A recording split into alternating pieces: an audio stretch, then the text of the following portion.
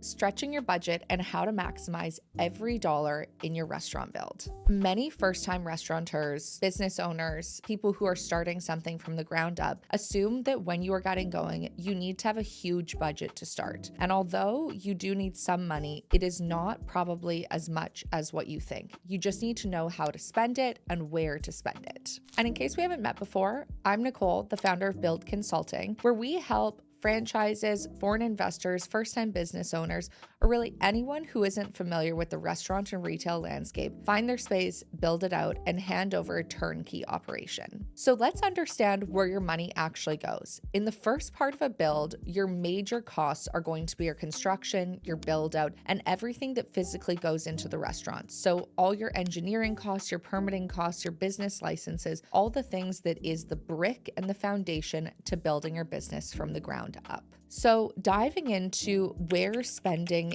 in your build out really matters. So the place that I see most often where people want to either drop their budget or find alternative options is their kitchen infrastructure. People often say, oh, I could find something secondhand on Facebook Marketplace or through third-party vendors. But what you don't realize is in a kitchen build out, when you get new equipment, you're going to be getting warranty. And I can almost guarantee that in the jigging of the kitchen and the construction and everything that goes into it with mechanical, HVAC, electrical, all the different wiring, there will be something that goes wrong. And not necessarily like a piece of equipment breaking, but just a fryer doesn't turn on or the fridge light is off, something like that. And if you've bought this secondhand or through a third party from a friend who closed down their restaurant, you won't have any warranty and this will end up costing more. So on the big pieces in a kitchen, I would definitely suggest if you're getting it secondhand, ensure that there's additional warranty that can be purchased or you're buying through a reputable seller.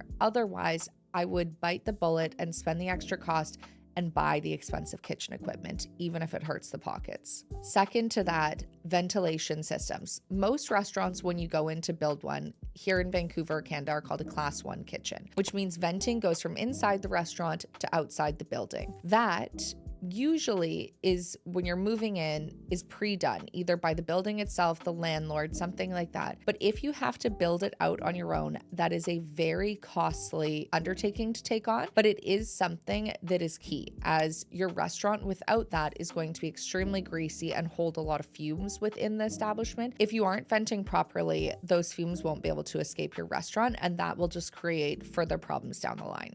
And the last major thing that you have to ensure with your restaurant build out is electrical capacity. Depending on the type of kitchen, whether it's fast casual, fast food, high end, you will have different electrical needs in the space. Some places require a lot more. In the couple build outs, we've had to install extra panels just due to the electrical capacity we need being a lot more than what is allotted to the space. So that you have to budget for being a large expense on the upfront, but also that means that your electrical costs on a monthly basis are going to be much higher. So this too is important when you are looking at spaces and touring with spaces with the right broker or the right construction team, and you have a firm budget in mind, that these are all outlined beforehand, because these are things that after you sign a lease could definitely sneak up on you and take a $500,000 build out to a $750,000 build out or more if you don't have the right expectations or the right existing infrastructure at the establishment that you are taking over. Now a fun piece,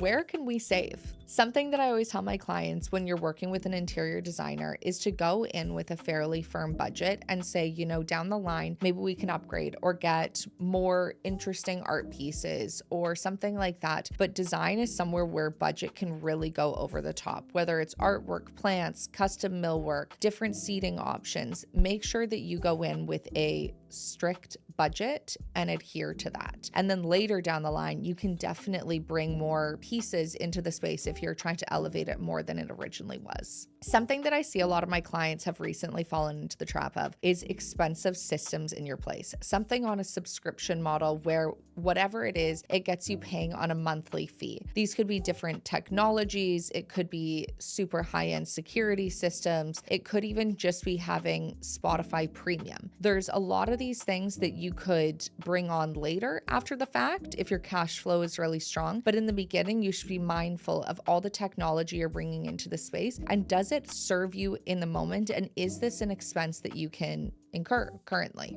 Now let's design with efficiency in mind. What does that really mean? Smaller kitchens can still work in a space, having a simpler menu to start so your equipment costs are lower, and having multi-use equipment in the space can save you in the long run. These are things that I've seen with some of my clients, as well as just stories within the industry of where to begin and where to spend your money. A smaller kitchen doesn't necessarily mean that it has less impact on the guest, and a smaller menu honestly works for both ways. It's less choice for the guests, so less overwhelming, as well as less on supplies and equipment costs on your side. And then having maybe a griddle that can multi-use for something between burgers or eggs, things like that, where it can be multi-purposed, is definitely an avenue that you and your equipment supplier and construction team should talk through. And then the last, and definitely not the most exciting piece, is planning for contingencies. Every project, something is going to happen. You're going to open up a wall and there's going to be something there that you didn't forecast. Your permitting inspector is going to run 3 weeks behind. You're going to have trouble hiring people. There will be something that will push you at the end, and make sure that you have a cushion of money in the account that can handle this. And whether you are single-handedly bootstrapping your own operation or if you have investors, make sure that this is something that's talked about at the beginning, that you need to have about 3 months of operating capital for the end of your project to make sure that you are covering rent, insurance, salaries, all these things without having money coming in. And what does all that mean? Restaurants succeed when their budgets match the build.